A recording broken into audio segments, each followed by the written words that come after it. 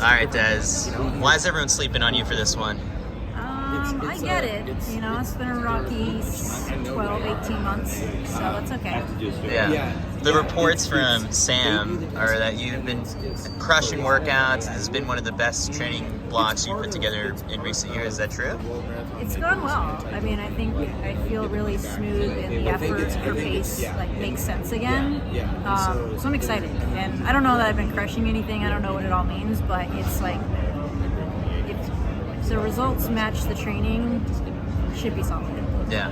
So what's different, I guess, approaching this New York than past ones, that you've been a part of? I know it's hard to compare just because the fields are always totally different, but does your sort of, approach to race day vary, or is it just kind of it's business?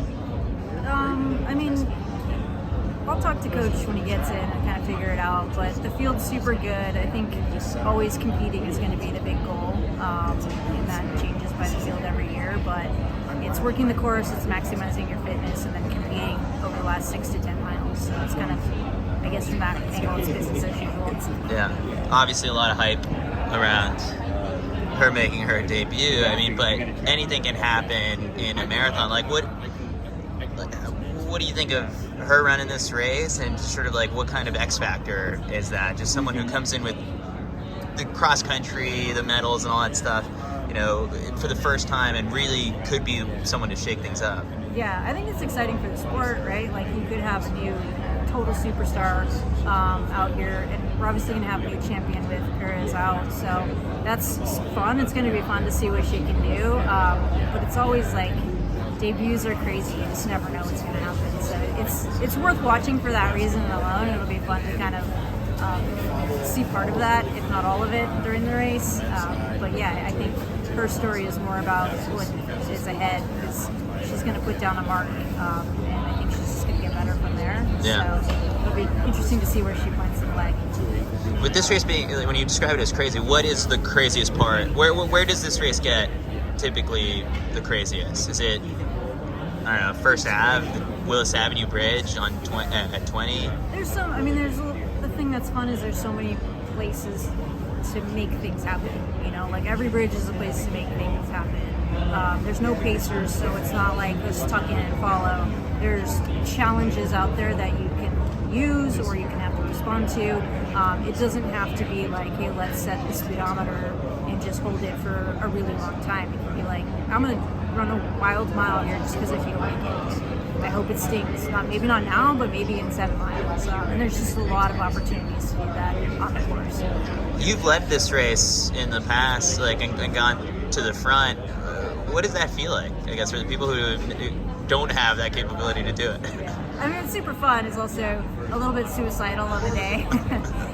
But the thing that you can't do when you have fields like this is let it go through the half in 1:15, because you have too many 1:07, 1:05, 1:04. I don't even know how fast the half times are now. So if it becomes a 30K to half marathon race, I don't have the wheels for it. So for me, it's part of the plan.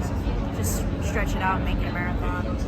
Having done this for a while now, kind of if the lead pack makes this huge move and you can't cover it, you'll let them go. And it becomes like a race within a race. I mean, at what point did that sort of change, and is there a way to get that back where it's you want to still be with that front pack? Where are you now, I guess, in that? Yeah, I mean, I think this one in particular, I'm kind of testing my legs and feeling out where my fitness is at. It looks good on paper, but I want a result. So there'll be probably a speed limit where you go, that's just too rich. But I think you can also, look at the numbers of the history of the race and go this is where how it's usually won, this is how it's usually run, this is where it goes fast, this is where people blow up. All that kind of gets thrown out the window when you throw in the shoes. Now people do all kinds of crazy shit, and you can't analyze it quite the same because we don't have enough data.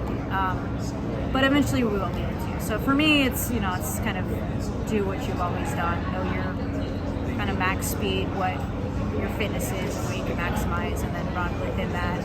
But also have a little bit of leeway to take some risks. Long answer.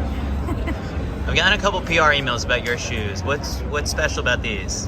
The ones you're wearing on Sunday? They're the prototype. They're working on some new stuff. I don't really know all the ins and outs of them, but I'm excited to try them out, and they felt good practice. Saw some good results in Chicago, so we'll see. All right, Des, appreciate you taking the time.